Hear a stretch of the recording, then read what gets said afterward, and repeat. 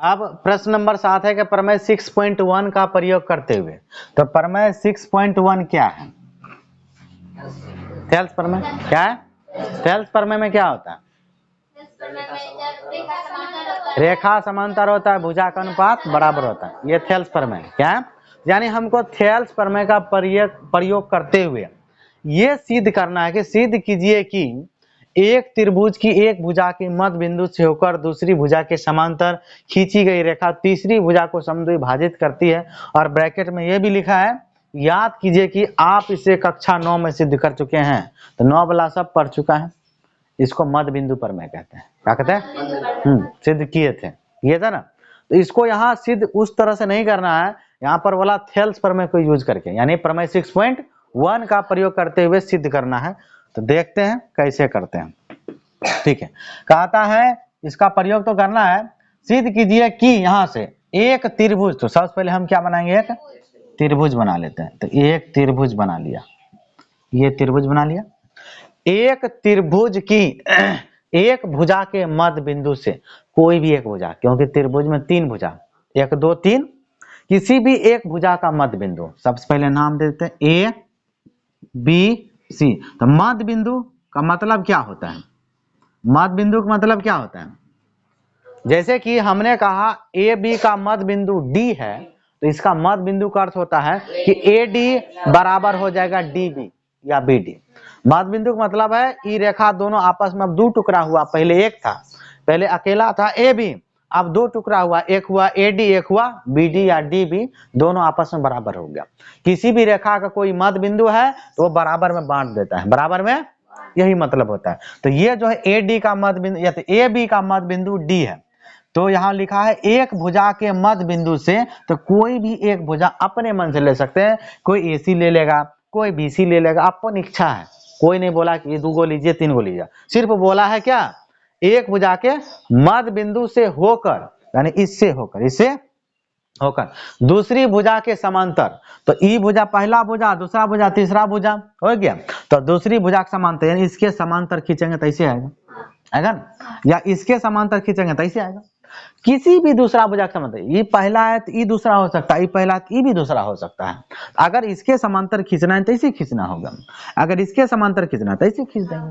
बात समझ में आ रहा है? कोई फिर जरूरी नहीं कि ऐसे ही खींचो, तुमको जैसे समझ में आ रहा है वैसे करो, लेकिन ज्यादा समझ में कैसे आता है?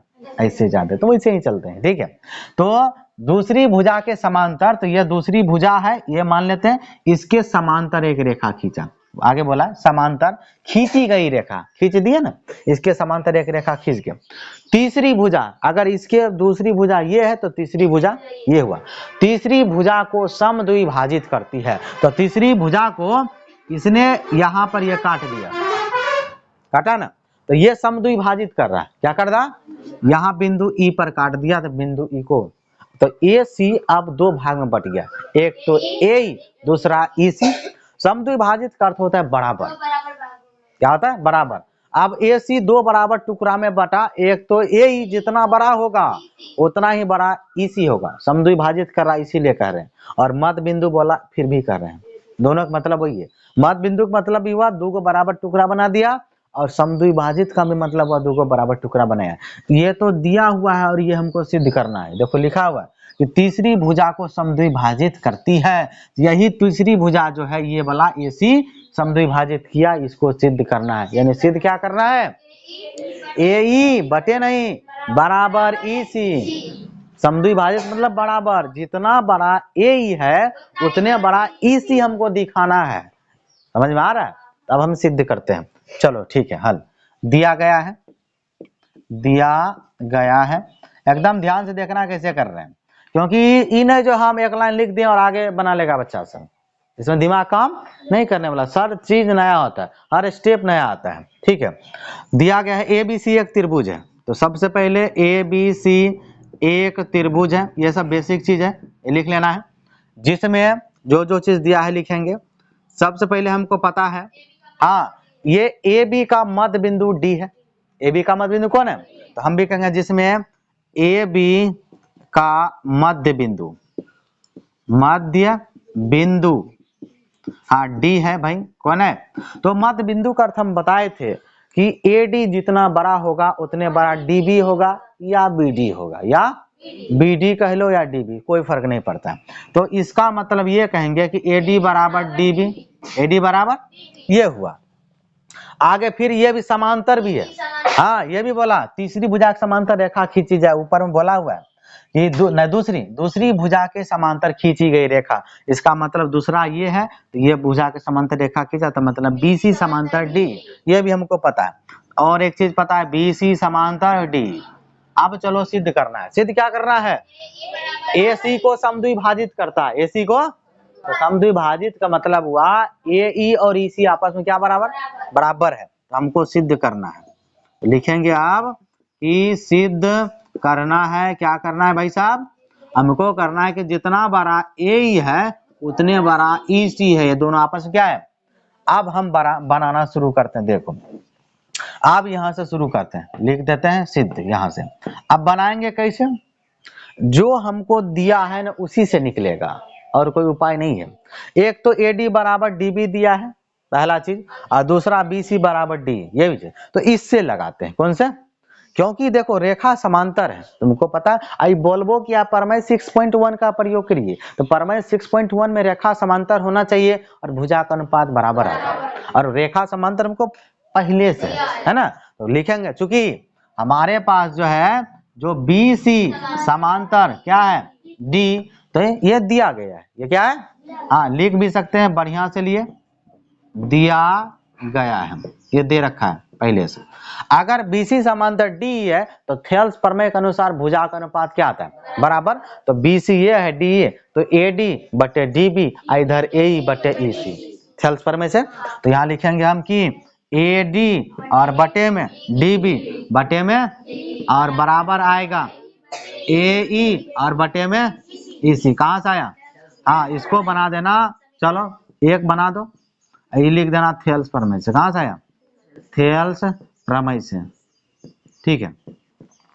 और एक चीज हमको पहले से पता है, क्या पता है भाई? देखो हमको क्या पता है, देख लो AD बराबर DB, AD बराबर ये मालूम है ना। इसका मतलब क्या हुआ, दोनों आपस में बराबर है, जितना बड़ा AD है उतने बड़ा DB है। क्या AD का जगह DB लिख सकते हैं? बराबर है तो है, अगर 10 किलो है तो 10 किलो ये है, नामे में ना फर्क है, वजन में तो बराबर है, क्या दिक्कत है? ये 10 किलो, अगर ये 5 किलो तो ये 5 किलो, समझ में आ रहा है, दोनों बराबर। AD का जगह DB लिख सकते हैं, DB का जगह, हाँ कि ना?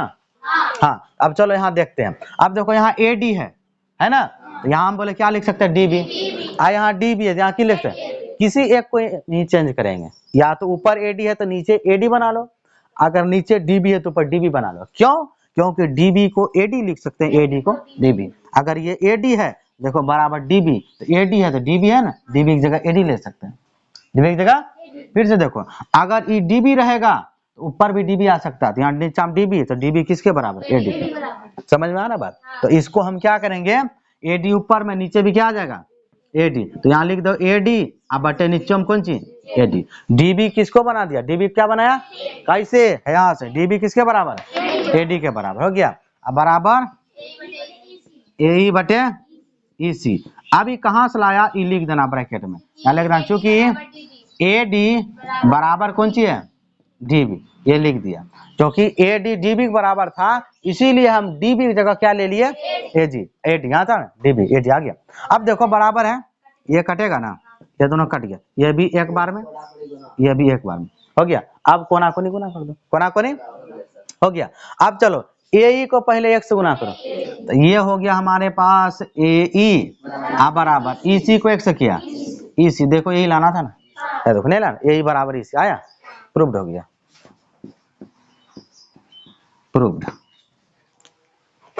8वां प्रश्न है कि प्रमेय 6.2 का प्रयोग करना है इस बार। प्रमेय, तो प्रमेय 6.2 क्या होता है, थेल्स प्रमेय का विलोम। थेल्स प्रमेय का विलोम में क्या होता है, भुजा का अनुपात रहता है बराबर, रेखा हो जाता है समांतर, रेखा क्या होता है। तो प्रमेय 6.2 का प्रयोग करना है और उसी से सिद्ध करना है। क्या सिद्ध करना है, सिद्ध कीजिए कि एक त्रिभुज की किन्हीं दो भुजाओं के मध्य बिंदुओं को मिलाने वाली रेखा, यानी इस बार दो भुजा का मध्य बिंदु है और उसमें से मिलाएगा जो रेखा, तीसरी भुजा के समांतर होती है। अब इस बार समांतर सिद्ध करना है। इस बार क्या सिद्ध करना है? अब इस बार भुजा को बराबर दिखाना था, इस बार रेखा को समांतर दिखाना था। रेखा को, चलो पहले फोटो बनाते हैं। क्या बनाओ? फोटोग्राफ। वाह, ये हो गया फोटोग्राफ ना। कैमरामैन किधर गया? चलो ए बी सी हो गया। अब पढ़ो और इसमें चित्र बनाते हैं। सिद्ध कीजिए कि एक त्रिभुज की किन्हीं दो भुजाओं को, किन्हीं हाँ मध्य बिंदु, यानी दो भुजा का मध्य बिंदु, दो भुजा का, चलो एगो ही ले लेते, एगो ही लेते तो और इच्छा होगा दी दोनों चाहिए, दोनों कोई भी दो, कोई वो, चलो ये दोनों लेते हैं, देखने में बढ़िया लगता है। दोनों का मध्य, किन्हीं दो भुजाओं को मध्य, दो भुजाओं के होगा रे, के ज्यादा शूट कर रहा है। दो भुजाओं के, हाँ देखो के मध्य बिंदुओं को, दो भुजा का मध्य बिंदु मतलब ये दोनों का क्या है? मध्य बिंदु को मिलाने वाले, तो मिला दिया, मिलाने वाली रेखा तीसरी भुजा, तो यही बचा तीसरी भुजा के, मतलब ये दोनों को क्या दिखाना है? सिद्ध करना। ए बी सी, ये हो गया डी, ये हो गया ई। अब पते है कि ए बी का मध्य बिंदु डी है और ए सी का मध्य बिंदु ई है, तो इसका मतलब अगर मध्य बिंदु है तो ए डी बराबर डी बी, इधर भी ई मध्य बिंदु है तो ए ई बराबर ई सी, और सिद्ध करना है बी सी समांतर डी, दोनों का समांतर दिखाना। समझ में आ गया? तो बेसिक सा चीज लिख ले लेते हैं। चलो हल दिया गया है, जो बेसिक बात है जो लिखना चाहिए दिया गया है। क्या सब दिया है? कि ए बी सी एक त्रिभुज है, ए बी सी एक त्रिभुज है, फिर लिखेंगे जिसमें ए बी का मध्य बिंदु डी है, ए बी का मध्य बिंदु मध्य बिंदु डी है। अगर मध्य बिंदु डी है तो उसका मतलब क्या होगा? ए डी और डी बी आपस में क्या होगा? बराबर। तो यहां से निकलेगा कि ए डी बराबर डी बी हो गया। आगे फिर कहेंगे ए सी का मध्य बिंदु ई है, ए सी का मध्य बिंदु ई है। जब ई मध्य बिंदु है, यहां से ए ई और ई सी क्या निकलेगा? बराबर। तो ए ई बराबर क्या निकलेगा? ई सी बराबर निकल गया। अब सिद्ध करना है बी सी समांतर डी। अब लिखेंगे सिद्ध करना है, क्या लिखेंगे? हाँ सिद्ध करना है, क्या करना है? कि जो बी सी भुजा है ये समांतर है किसके? डी के, दोनों आपस में समांतर है। अब प्रमेय 6.1 का प्रयोग करते हुए करना है। इसका प्रमेय 6.1 का प्रयोग करके करना। तो अच्छा गलती बोल दिया, प्रमेय 6.2 का। अब सिद्ध कैसे करेंगे? हम सिद्ध कैसे करेंगे?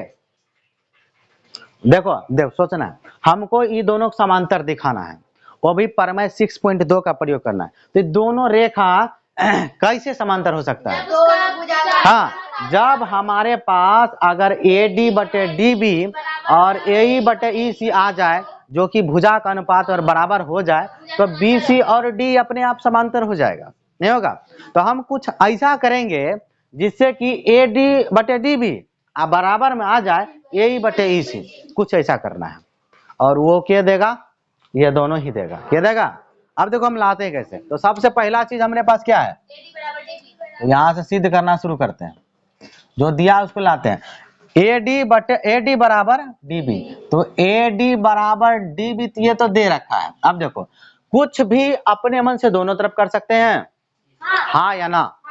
हमार मन कर रहा है, पता नहीं क्या हो गया, डीबी से भाग देने का। डीबी से दोनों तरफ, एक तरफ नहीं, दोनों तरफ डीबी से भाग देगा। दोनों तरफ हमारे मन में आ रहा है, चलो दोनों तरफ डीबी से भाग देने पर दिया, इसको दिया ती आया ए डी बटे डी बी आया, और उधर भी तो देगा डी बी बटे डी बी आ गया, ये कट जाएगा क्या बार में? एक हुआ। तो हमारे पास क्या बचा? ए डी बटे में डी बी अब बराबर एक हुआ, समीकरण नंबर 1 हुआ। बटे 1 नहीं लगाएंगे नानी, ठीक है? कान खुलल है अभी। और उसके बाद दूसरा एक और चीज दिया है, उसको भी उठा के लाओ। क्या दिया है, ए बराबर ई सी। इसको फिर से कहेंगे, क्योंकि एक चीज और हमको पता है कि ए ई बराबर है ई सी के। अब इसमें मन क्या कर रहा है मालूम है, ई सी से भाग देने का। किससे, हाँ जो बगल है उसी से देंगे तभी बटे में आएगा। सोच कैसे रहे, बटे में इसी चाहिए ना, यही बटे से बटे में इसी चाहिए, ये कट जाए, ये की हो जाए, कटेगा कब, जगह में सेम चीज आएगा तब ना आर एच एस बराबर होगा, तब ना एल एच एस बराबर आर एच एस करेंगे बाद। ठीक है, तो दोनों तरफ की करेंगे, हाँ गुना नहीं दादी, दोनों तरफ ई सी से भाग देने पर, कौन सी देने पर, दिया, एकरा लिखेंगे ए ई, एकरा लिखेंगे ई सी बटे में, एन्ने होगा ई सी, एकरो में होगा ई सी, हो गया ई सी चल गया गाय चराने, हाँ तो ए ई बटे में ई सी बराबर 1, समीकरण नंबर 2। अब समीकरण 1 और समीकरण 2 को ध्यान पूर्वक देखिए, तो कौन सी ज्ञान खुला, हाँ तो ध्यान पूर्वक देखने से ज्ञान क्या खुल रहा है कि दोनों का आर एच एस बराबर है, मतलब दायां तरफ है ना, 1 1, तो बायां पक्ष भी क्या होगा बराबर। तो समीकरण 1 तथा, अब लिखना है इधर कि समीकरण 1 तथा 2 से, समीकरण 1 तथा 2 से, तो हमने क्या देखा कि दोनों का आर एच एस बराबर है एल एच एस बराबर, मतलब ए डी बटे डी बी अब बराबर ए ई बटे ई सी। तो हम कहेंगे कि ए डी बटे डी बी बराबर ए ई बटे में ई सी, हो गया। अब देखो ये एक भुजा का अनुपात है जो चित्र में देख रहे हैं, चित्र में क्या देखो ए डी बटे डी बी देख लिया आया, दूसरा बराबर में ए ई बटे ई सी। भुजा का अनुपात अगर बराबर होता है तो रेखा समांतर होता है, क्या कहता है, थेल्स प्रमेय का विलोम, कौन कहता है। तो जब ऐसा हुआ तो इसीलिए बी सी समांतर, कौन सी समांतर, कौन सी डी, कहां से आया रे, हाँ यहाँ लिखेगा थेल्स प्रमेय के विलोम से, थेल्स प्रमेय के, हाँ विलोम से, इति सिद्धम या प्रूव्ड। चलो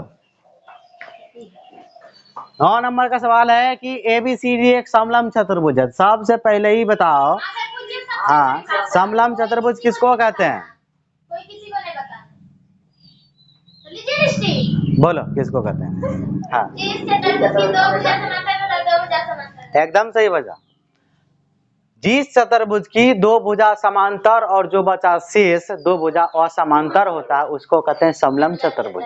क्या कहते हैं, हाँ खा पी के बैठ गया बैठ गई, ठीक है। जिसमें वो कह भी दिया है कि ए बी समांतर सी डी और समलंब चतुर्भुज में एक जोड़ा भुजा ही समांतर होता है, कितना, और जो बचा एक जोड़ा वो असमांतर होता है, तथा इसके विकर्ण बिंदु ओ पर प्रतिच्छेद करते हैं और सिद्ध करना है एओ बटे बी ओ बराबर सी ओ बटे डी ओ। तो पहले चित्र बनाते हैं किसका, समलंब का, किसका। अब समलंब चतुर्भुज में क्या होता है कि एक भुजा बड़ा रहता है और एक भुजा छोटा रहता है और समांतर भी रहता है, एक जोड़ा, क्या जोड़ा, हाँ इसको कहते हैं समलंब चतुर्भुज। ये क्या हुआ, हाँ समलंब चतुर्भुज का आकृति इसी तरह का होता है।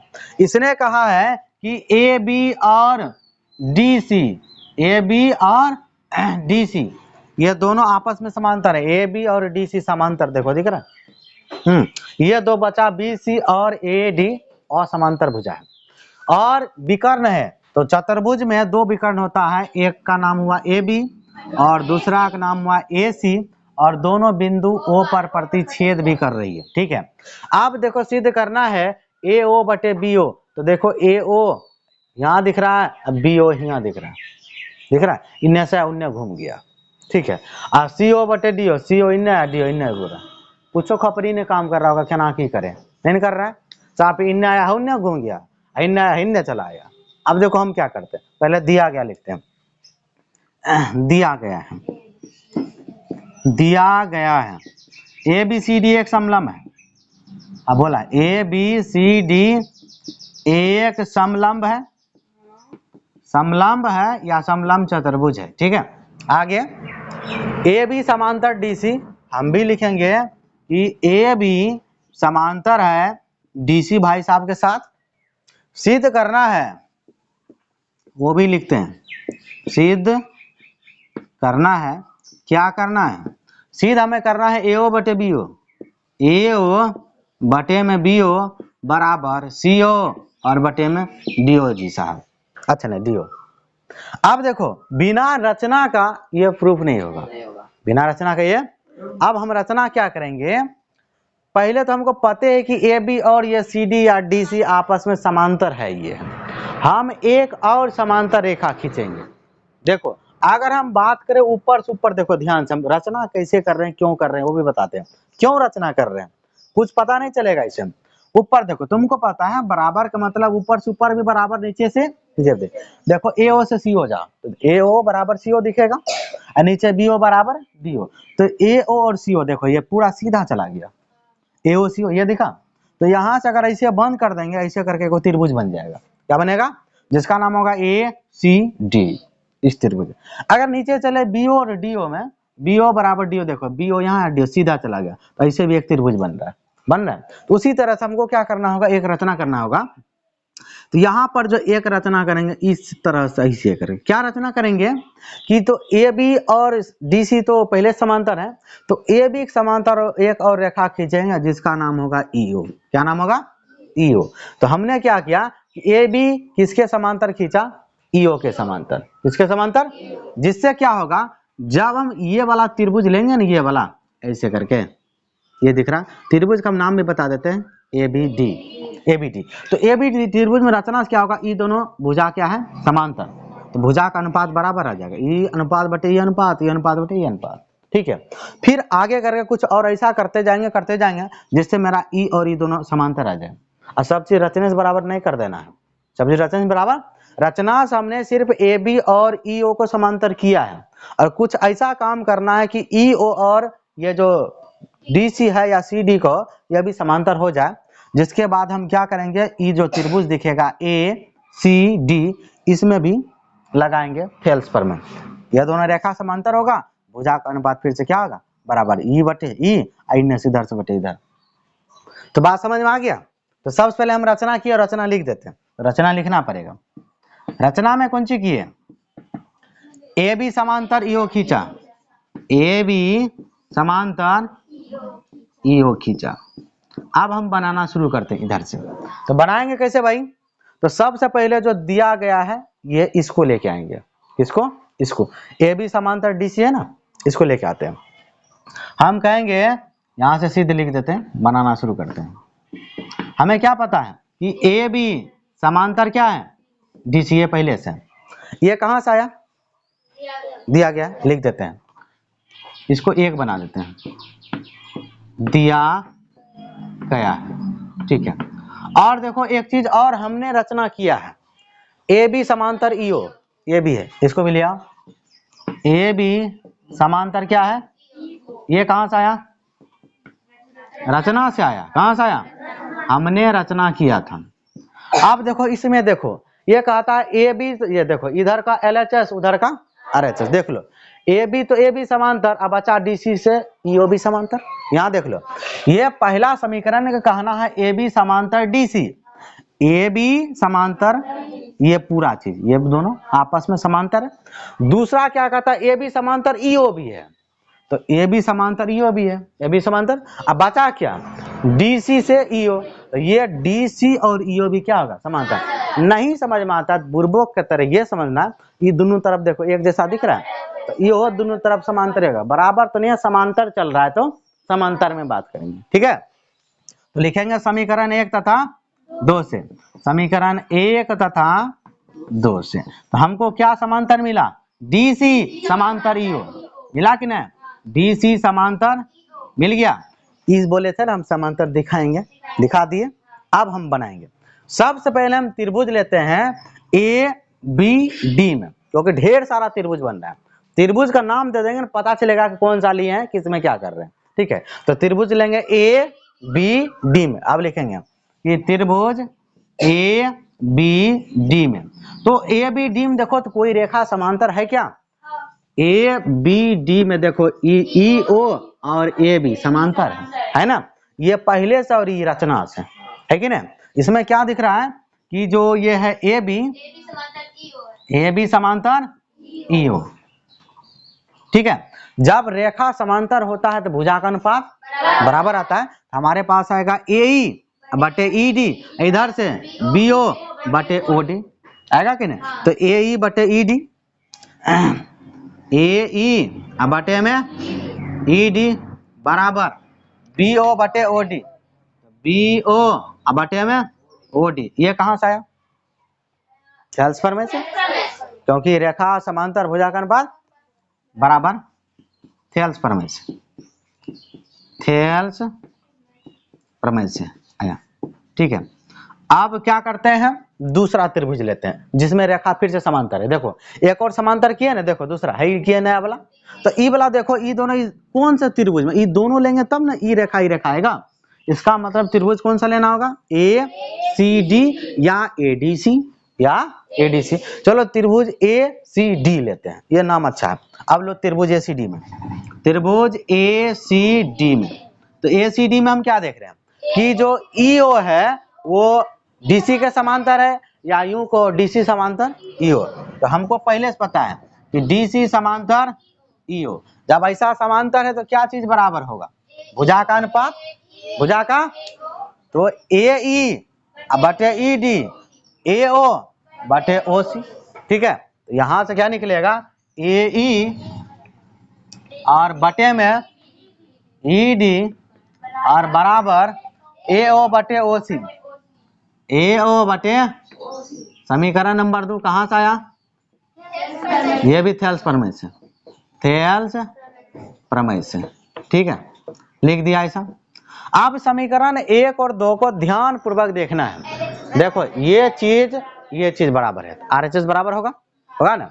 तो समीकरण 1 तथा 2 से लिख देंगे कि समीकरण 1 तथा 2 से जब दोनों का LHS बराबर तो RHS, तो RHS क्या है, BO बटे OD, BO बटे OD AO बटे OC। एक काम करते हैं, पहले इसको बाद में इसको लिख सकते हैं। जब बराबर है तो हमारा माने पहले ही लिखने का बाद में ही लिखने का। मेरे पास आएगा AO बटे OC बराबर BO बटे OD आया। अब जरा देखो जो चीज बराबर करना था वो आ रहा है या नहीं आ रहा, इतने पूछ रहे नहीं ना आया। देखो हमको लाना है ए ओ बटे, नहीं वहां लाना है, यहाँ ए ओ बटे में बी ओ। ऊपर का तो ए ओ आ गया, नीचे में ओसी आ रहा है। इधर देखते हैं सी ओ चाहिए, नीचे में डी ओ चाहिए, इधर आया बी ओ बटे डी ओ, नहीं ना आया। ऊपर से ऊपर कहाँ बराबर दिख रहा है, वहां जैसे लाना सेम उसी तरह से लाना, नहीं लाया। तो कुछ ऐसा करना जो आ जाए, कुछ ऐसा करना है जो कुछ दिमाग काम कर रहा है। क्या करें, देखो हम कोना कोनी गुना करते हैं, क्या करते हैं, गुना करने आता है ना। एओ को करेंगे ओडी से तो एओ गुना ओडी, ओसी को करेंगे बीओ से तो ओसी गुना बीओ, होगा ना। करो यहां से करते हैं गुना, तो एओ गुना ओडी बराबर बीओ गुना ओसी हो जाए। अब देखो हमको एओ के नीचे में क्या चाहिए, बीओ। अब तुमको पता है एओ तो यहाँ है ही है, अब बीओ और ओसी आपस में क्या है, तो बीओ इधर गुना में इधर कौन जिमेगा, भाग में। तो हमको तो ओडी चाहिए नहीं, तो ओडी इधर कौन जिमे, उधर जाएगा। जो चीज चाहिए इधर रहने दो, बाकी भेज दो, उधर से जो चाहिए वो ले आओ। तो गुना है इधर से उधर भी भाग जाएगा, और उधर गुना है इधर भी भाग आएगा। बात समझ में आ रहा है। तो ए ओ तो इधर चाहिए और उधर से बी ओ चाहिए, तो गुना है तो भाग में आ जाएगा बी ओ, और ओडी जरूरी नहीं था तो इसलिए ओडी नहीं लिखा, हो गया बराबर। उधर पहले ओ सी बच गया था, हाँ, और नीचा में कौन चीज चल जाएगा। अब देखो बराबर आया है। अब थोड़ा क्या पर क्या ई पहले है बाद में, बाकी कुछ अंतर है क्या, एओ बटे बीओ, एओ बटे बीओ मिल रहा है। ओ सी मतलब ओ पहले लिखा सी बाद में लिखा, उससे क्या फर्क पड़ता है, दोनों को आगे पीछा नाम कर देते हैं। ओ सी कहो कि सी ओ कहो, डी ओ कहो कि ओ डी कहो, दोनों को ओ ई तरफ कर दो आगू में। अगला स्टेप बढ़ा दो एक और, एओ अब बटे में बीओ अब बराबर सी ओ अब बटे में डी ओ, हो गया प्रूव्ड।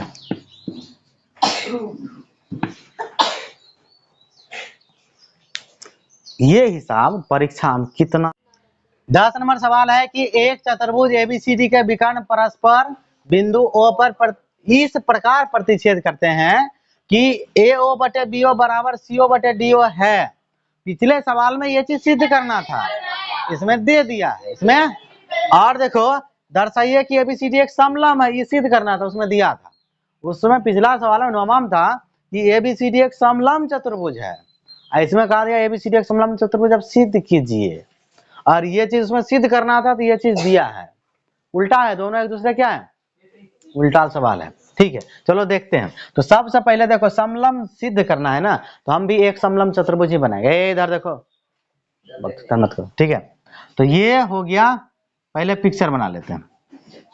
पिक्चर कैसा बनाएंगे, समलंब के जैसा सिद्ध करना है ना, उसी के जैसा फोटो बनाएंगे, उसी के जैसा फोटो बनाएंगे।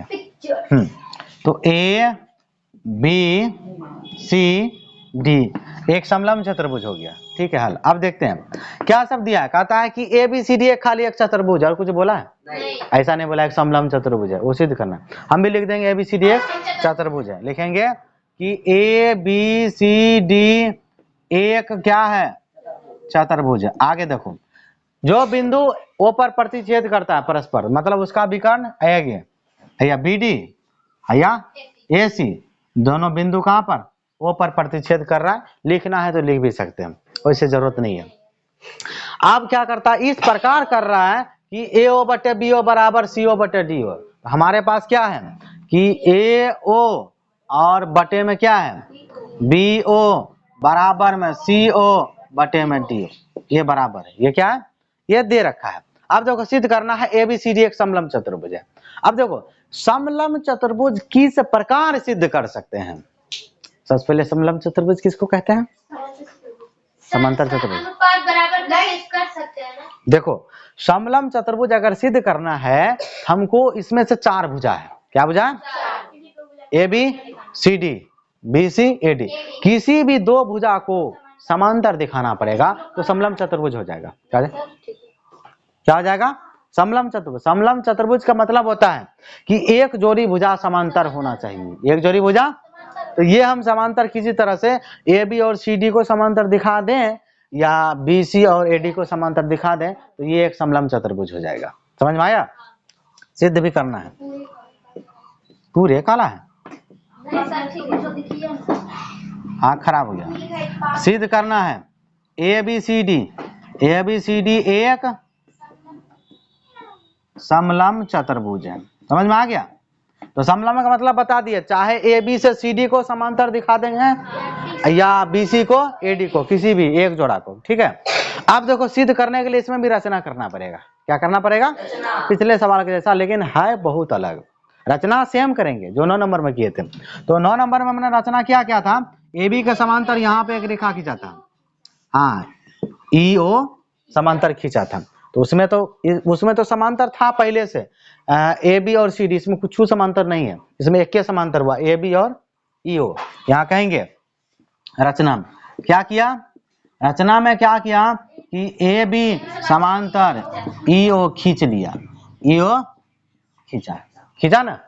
अब यहां से आगे बढ़ते हैं, अब यहां से सिद्ध करना स्टार्ट करते हैं।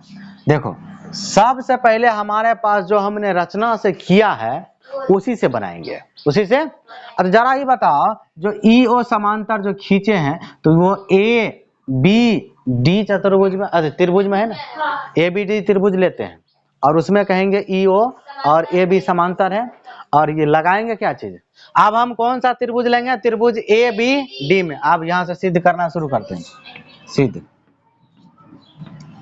त्रिभुज ABD में हम क्या देख रहे हैं, ABD में रचना से AB और EO क्या है, समांतर है। यहां इसमें कहेंगे कि AB समांतर कौन सा, EO है ना। जब रेखा समांतर होता है किसी भी त्रिभुज में, भुजा का अनुपात क्या होता है, बराबर। यहाँ देखो ये रेखा इसके साथ समांतर है, तो AE बटे में ED, अब BO बटे OD आएगा ना। हमारे पास आ रहा है कि AE और बटे में ED और बराबर BO और बटे में OD, ये चीज आएगा। इसको समीकरण 1 बनाएंगे और कहां से आएगा, इसको लिखेंगे थेल्स प्रमेय से। कहां से आया, थेल्स प्रमेय से लिख दिया। अब देखो, अब आगे जो दिया है उसको लेके आते हैं। क्या दिया है कि AO बटे BO बराबर CO बटे DO, ये दिया है ना, इसको लिखते हैं। पर हमको मालूम है पहले से कि AO बटे में BO बराबर में CO बटे में DO। ये कहाँ से आया, यहाँ लिख देना, आगे बढ़ा के दिया गया है, दिया गया है, या हमें पहले से पता था। ठीक है, अब देखो कुछ इसको ऐसा मॉडिफाई, यहाँ से देखो कुछ पता नहीं चल रहा है, कुछ भी बराबर है, LHS RHS कुछ भी बराबर दिख रहा है। कुछ ऐसा मॉडिफाई करेंगे यानी चेंज करेंगे कि या तो LHS से LHS बराबर दिखे RHS से, जैसे पिछले सवाल में किए थे, यानी कोना कोनी इसमें भी करते हैं। तो AO Guna DO, CO Guna DO। चलो शुरू करते हैं। तो AO गुना में DO बराबर CO आ गुना में BO। जो चीज है देखो किसी ऊ तरफ बराबर, उधर BO है ना, नीचा में किया जाए DO, DO जाएगा, आ जाएगा, है ना, इसको भेज देते हैं। इसको समझ में आ रहा है बात, BO उधर है, ये है, इसमें भी BO उधर है, तो बटे में की चाहिए OD है, या तो बराबर के ऊपर गुना चीज भाग में हो गया, इन्हें आएगा CO, इधर मेरे पास आएगा AO बटे CO, उधर बचा BO, इन्हें गया बटे में DO। अब समीकरण 2, अब देखो समीकरण 1 2 1 बराबर, यही करना था हमको। तो समीकरण 1 तथा 2 से जब RHS बराबर है तो LHS, यहाँ लिखेंगे समीकरण 1 तथा 2 से, समीकरण 1 तथा 2 से। तो मेरे पास क्या आ रहा है कि दोनों का क्या बराबर है, कान उखाड़ कर दुकान लगा देंगे, सब सामान तोरे दुकान से खरीदेंगे, आप पैसों देंगे 1 टका, समझ गए। आप देखो, अब ये दोनों हो गया कौन सी RHS भकलोलिया साहब, ये कौन सी है LHS। तो ये बराबर है कि ई बराबर है, आप एकरा RHS, तो ये दोनों बराबर, तो AE अब बटे में कौन सी ED अब बराबर आएगा AO अब बटे में आएगा CO, आ गया। अब इसको जरा चित्र में देखे तो पिक्चर में AE बटे ED, AE बटे ED ये हुआ, AO बटे में CO, तो AO कहाँ है, AO अब बटे CO। तो यहां से क्या दिखा तुमको, अरे इसको देखा तो क्या सीखा, कुछ नहीं, सब ढोलक सब है। हाँ EO समांतर DC, उसको देखो दिखा, जिसको इसको नहीं दिखा देखो, AE बटे ED दिख रहा है ना, तो ये अनुपात बना रहा है जो पहले है। अब देखो बराबर AO बटे मोसी, तो ई त्रिभुज देखो ना, तो ये अनुपात बटे ये अनुपात, ये अनुपात बटे ये अनुपात, तो मतलब ई रेखा समांतर नहीं होगा, हाँ, यहाँ से यहाँ तक, यहाँ से यहाँ तक बराबर है अनुपात के साथ। इधर चलो AO बटे में OC, तो ये बराबर हुआ, तो इसका मतलब जब इसका अनुपात इसका अनुपात इसका अनुपात इसका बराबर है, इसका मतलब EO और ये जो है DC होगा कि नहीं, इससे क्या होगा, इसीलिए हमारे पास आएगा EO, पहले किसका नाम लिखे आ गया AB, ये लिखो DC समांतर EO लिखो, ज्यादा बढ़िया रहेगा, DC समांतर EO कह सकते हैं कि नहीं। हाँ अब देखो इसको बना देते हैं समीकरण, एक काम करते हैं, यहाँ जो है उधर तो लिए नहीं है, 1 2 पहले से हो गया, 1 2 हो गया, चलो इसको बना देते हैं 3, क्या बना देते हैं 3 हो गया। और एक चीज ये पहले से पता है ना, रचना से है ना, उसको भी उठा के लाओ, इसको बनाओ समीकरण 4 पर हम रचना किए थे कि AB समांतर क्या है, ये कहां से आया, यहाँ लिख देना रचना से, हो गया।